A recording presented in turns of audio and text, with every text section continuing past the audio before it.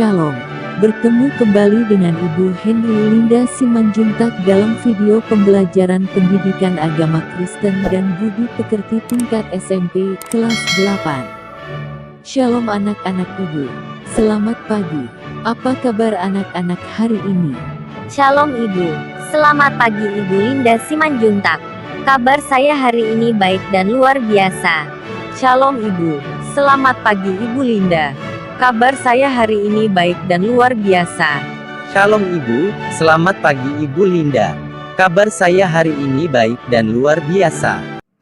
Anak-anak Ibu, sebelum kita memulai pembelajaran kita, marilah kita berdoa mohon tuntunan dari Roh Kudus. Materi pembelajaran kita hari ini dari bab 15 dengan judul Allah tetap bekerja. Bahan Alkitab dari Roma 8 ayat 26 sampai 39 dan 2 Korintus 11 ayat 23b sampai 27. Indikator dari materi pembelajaran kita hari ini yang pertama, memahami bahwa Allah tetap bekerja dalam segala situasi. Yang kedua, mengakui bahwa Allah berkuasa dalam hidup. Yang ketiga, menceritakan pengalaman berjalan bersama Tuhan. Anak-anak Ibu, materi hari ini adalah puncak dari seluruh pembahasan kita di kelas 8. Tujuan pembelajaran secara khusus agar anak-anak Ibu memiliki pemahaman yang utuh bahwa Allah tetap bekerja dalam segala situasi untuk memberikan terbaik kepada umat yang dikasihinya. Anak-anak Ibu, apa yang kamu ketahui tentang Rasul Paulus? Saya Ibu, Rasul Paulus adalah seorang pekabar Injil yang sangat gigih. Rasul Paulus mengabarkan Injil. Rasul Paulus banyak sekali mengalami rintangan dan cobaan, baik dari dalam dirinya sendiri berupa penyakit yang dideritanya maupun cobaan dan tantangan dari luar dirinya. Demikian Ibu Linda Simanjuntak. Bagus sekali jawabannya, Nak. Terima kasih. Dalam surat yang ditulis Rasul Paulus kepada jemaat di Korintus, ia menulis di 2 Korintus 11 ayat 23b sampai 27. Bisa dibayangkan betapa beratnya perjuangan pelayanan Paulus.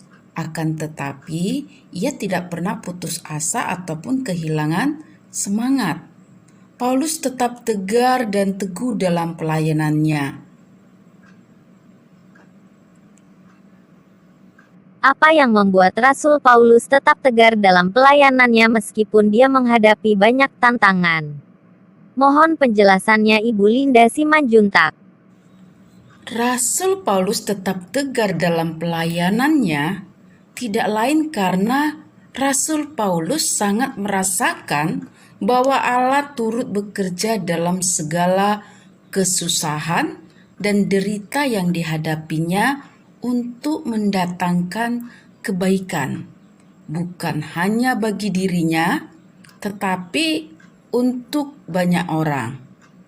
Itulah sebabnya ia menulis di dalam Roma 8 ayat 28. Kita tahu sekarang bahwa Allah turut bekerja dalam segala sesuatu untuk mendatangkan kebaikan bagi mereka yang mengasihi Dia, yaitu bagi mereka yang terpanggil sesuai dengan rencana Allah. Sungguh luar biasa. Itu artinya Rasul Paulus tidak sekedar memberi nasihat, tetapi juga mengalaminya sendiri. Bagaimana Allah bekerja dalam segala sesuatu untuk mendatangkan kebaikan.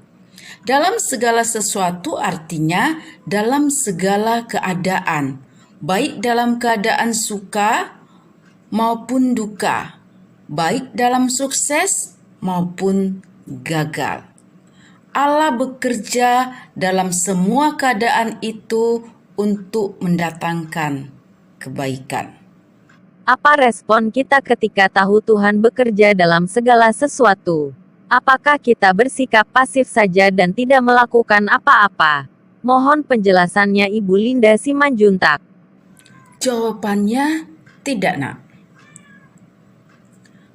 Sebab ayat itu tidak berhenti sampai di situ. Ada kelanjutannya. Bagi orang yang mengasihi Dia, yaitu bagi mereka yang terpanggil sesuai dengan rencana Allah. Jadi, agar Allah bekerja dalam segala sesuatu untuk mendatangkan kebaikan, kita juga harus aktif.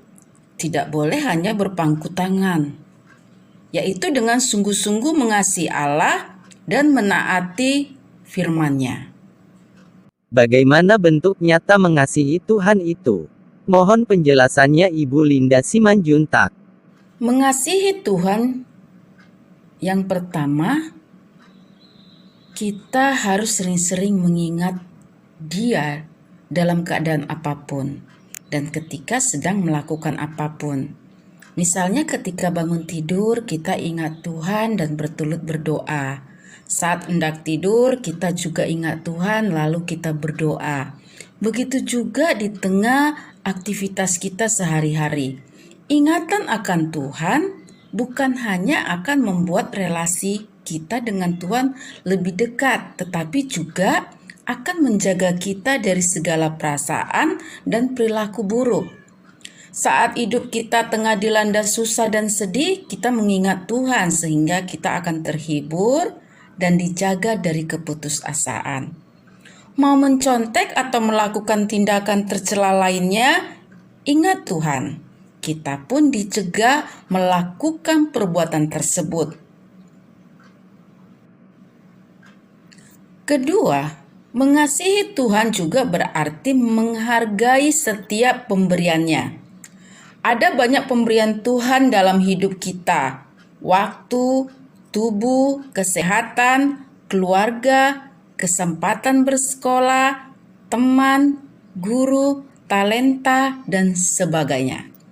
Seberapa besar kasih kita kepada Tuhan bisa diukur dengan seberapa jauh kita menghargai semua itu, merawat dengan sebaik-baiknya, dan memperlakukannya dengan sebenar-benarnya.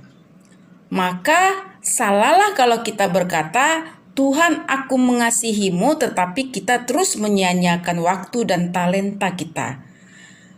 Dan tidak peduli dengan tubuh dan kesehatan kita. Tidak menghargai keluarga dan orang-orang lain di sekitar kita. Seberapa besar kita menghargai setiap pemberian Tuhan, sebegitu jugalah besarnya kasih kita kepadanya.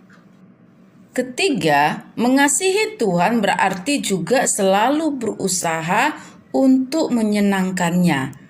Misalnya Tuhan akan senang apabila kita menjadi pelajar yang rajin, guru yang bertanggung jawab, pekerja yang jujur, pemimpin yang bebas dari korupsi dan kolusi, anak yang berbakti kepada orang tua, teman yang ramah dan selalu bersedia membantu orang lain, sahabat yang bisa dipercaya, atau orang Kristen yang setia dan bertanggung jawab dalam pelayanannya. Begitulah sikap seseorang yang mengasihi Tuhan. Jadi, kalau kita sudah melakukan hal itu semua, maka sesuai janji Tuhan bahwa Dia akan bekerja dalam segala sesuatu untuk mendatangkan kebaikan bagi kita. Artinya, Tuhan tidak akan mengecewakan orang yang selalu berusaha menunjukkan kasih kepadanya dalam ucapan maupun dalam tindakan sehari-hari. Bagus sekali jawabannya, Nak.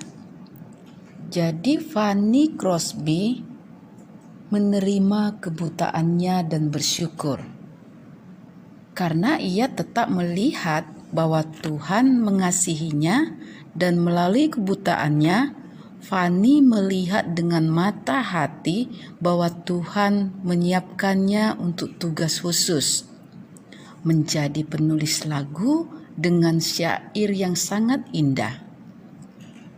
Salah satu bukti bahwa Fanny dipakai Tuhan dengan istimewa.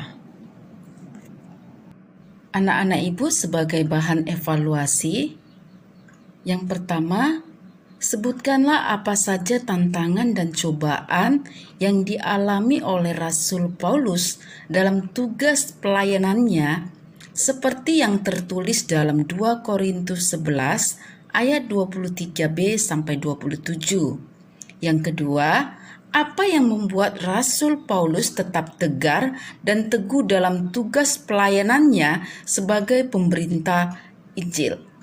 Yang ketiga, berikan contoh apa yang tampaknya sebagai pengalaman buruk ternyata Tuhan pakai untuk mendatangkan kebaikan bagimu. Yang terakhir, apa artinya mengasihi Tuhan? Berikan beberapa contoh tindakan atau sikap yang menunjukkan kasih kepada Tuhan. Kerjakan dalam buku latihanmu, kemudian serahkan kepada guru kamu. Kesimpulan materi kita pada hari ini, Allah bekerja dalam segala sesuatu, suka maupun duka, untuk mendatangkan kebaikan, seperti dalam hidup Rasul Paulus. Akan tetapi, bukan berarti kita tidak usah berbuat apa-apa, hanya pasif dan pasrah. Kita harus aktif, yaitu dengan menunjukkan sikap mengasihi Allah dalam kehidupan sehari-hari. Mengasihi Tuhan berarti, yang pertama, kita akan selalu mengingat Dia. Yang kedua, kita akan selalu berusaha menyenangkan hatinya. Yang ketiga, kita akan selalu menghargai setiap pemberiannya. Tuhan tidak akan mengecewakan orang yang telah berusaha menunjukkan kasih kepadanya. Anak-anak ibu yang ibu kasihi, dalam nama Tuhan Yesus Kristus, untuk mengakhiri pembelajaran kita hari ini, mari kita berdoa. Tuhan, kami percaya bahwa Engkau hadir dalam hidup kami, dalam susah dan senang yang kami lalui. Kami mohon kepadamu, ubahlah kesusahan kami menjadi sukacita pada akhirnya, karena Engkau adalah Allah yang bekerja mendatangkan kebaikan bagi kami. Amin. Sampai di sini pertemuan kita hari ini. Sampai bertemu di pertemuan berikutnya. Tuhan Yesus memberkati kita semua. Terima kasih Ibu Linda Simanjuntak. Tuhan Yesus memberkati Ibu. Terima kasih Ibu Linda Simanjuntak. Tuhan Yesus memberkati Ibu. Terima kasih Ibu Linda Simanjuntak. Tuhan Yesus memberkati Ibu. Jangan lupa subscribe dan like serta share dan beri komentar yang positif. Terima kasih sudah menonton video pembelajaran ini, semoga bermanfaat dan jadi berkat.